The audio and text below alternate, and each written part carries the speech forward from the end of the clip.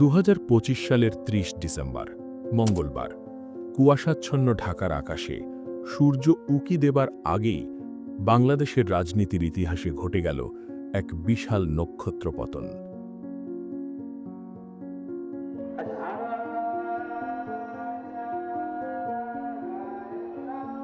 ফজরের আজানের ঠিক কিছুক্ষণ পর সকাল 6টায় এভারকেয়ার হাসপাতালের আইসিইউতে শেষ নিঃশ্বাস ত্যাগ করলেন বাংলাদেশের প্রথম নারী প্রধানমন্ত্রী এবং গণতন্ত্রের মানসকন্যা বেগম খালেদা জিয়া। মৃত্যুকালে তার বয়স হয়েছিল ৮০ বছর। যিনি একসময় ছিলেন একজন লাজুক সেনাপত্নী, তিনিই কালক্রমে হয়ে উঠেছিলেন স্বৈরাচার বিরোধী আন্দোলনের অপৌষহীন নেত্রী। ভাগ্যের কি নির্মম পরিহাস! তার এই বিদায় এমন এক সময় হল যখন মাত্র কয়েক মাস আগেই ছাত্র জনতার জুলাই বিপ্লবে পতন ঘটেছে তার দীর্ঘদিনের রাজনৈতিক প্রতিপক্ষ শেখ হাসিনার।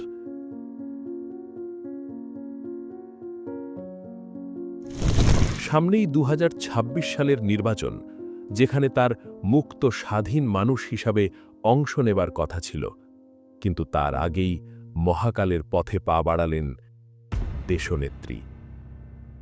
আইন মন্ত্রণালয় বারবার তার বিদেশ যাওয়ার আবেদন নাকচ করে দিয়েছিল, কিন্তু 2024-এর পট পরিবর্তনের পর অন্তর্বর্তীকালীন সরকারের ভূমিকা ছিল সম্পূর্ণ বিপরীত। প্রধান উপদেষ্টা নোবেল বিজয়ী ডাক্তার মুহাম্মদ ইউনুস এই মৃত্যুতে গভীর শোক প্রকাশ করে 3 দিনের রাষ্ট্রীয় শোক ঘোষণা করেছেন। বিএনপি ঘোষণা করেছে 7 দিনের শোক। আজ দেশের প্রতিটি সরকারি ভবনে এবং বিএনপি কার্যালয়ে কালো পতাকা উড়ছে। এ যেন এক নতুন বাংলাদেশ, যেখানে খালেদা জিয়াকে আর সাজাপ্রাপ্ত আসামি নয়, বরং জাতির এক মহান অভিভাবক হিসাবে বিদায় জানানো হচ্ছে। বিগত সরকার জিয়া কবর সরানোর হুমকি দিলেও তখন সেটাই হয়ে উঠেছিল বিএনপি রাজনীতির এক তীর্থস্থান। আন্তর্জাতিক মহল থেকেও শোকের ছায়া নেমে এসেছিল। পাকিস্তানের প্রধানমন্ত্রী শেহবাজ শরীফ তাকে পাকিস্তানের অকৃত্রিম বন্ধু হিসেবে উল্লেখ করেছিলেন।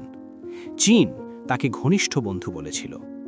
ভারতের প্রধানমন্ত্রী নরেন্দ্র মোদীও গভীর শোক প্রকাশ করেছিলেন। এটি স্পষ্ট ছিল যে দক্ষিণ এশিয়ার ভূ রাজনীতিতে তার প্রস্থান এক বিশাল শূন্যতা তৈরি করেছিল। খালেদা জিয়া জীবনভর লড়েছেন। স্বামীর মৃত্যু, গ্রেনেড হামলা, জেল এবং একাকিত্ব সব জয় করে তিনি সেদিন চিরনিদ্রায় শায়িত হন। লং ওয়াক টু ডেমোক্রেসি বা গণতন্ত্রের দীর্ঘ পথ পাড়ি দিয়ে তিনি ইতিহাসের অংশ হয়ে যান। তার এই বিদায়ের মধ্য দিয়ে বাংলাদেশে আপোষহীন যুগের সমাপ্তি ঘটেছিল। আল্লাহ তাকে জান্নাতবাসী করুন।